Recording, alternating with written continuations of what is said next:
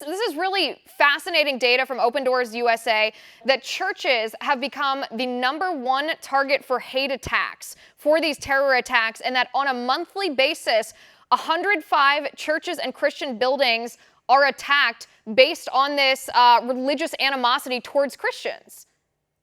Don't you find it remarkable that the former president of the United States and someone who came very close to being president of the United States can't even take themselves to use the word Christian? But then we reflect on the several years of evidence we have from them. Each of them has called us either a member of the basket of deplorables or people who cling to their guns or religion. And I think it speaks to the very opening statement that you made, which is that we have years of experience of the American left denying the truth, which is that Christianity is under attack. There are 1/6 the number of Christians in the Middle East that there were just a couple of decades ago.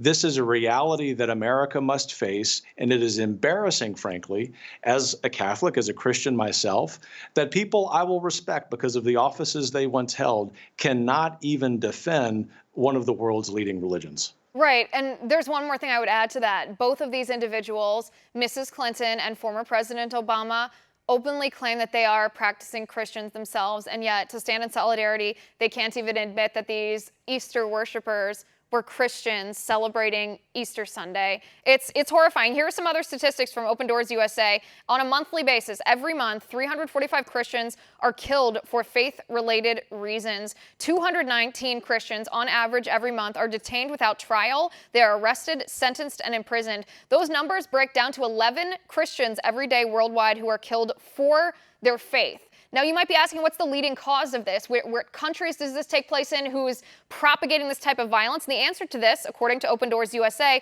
is Islamic oppression. Islamic oppression is the #1 culprit responsible for Christian persecution in 8 of the top 10 countries where this type of persecution occurs.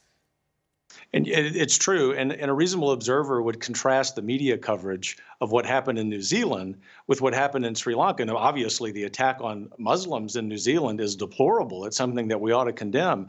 Both Obama and Clinton were very quick to do so and very quick to tie that to quote unquote far right groups, something that the media is always complicit in.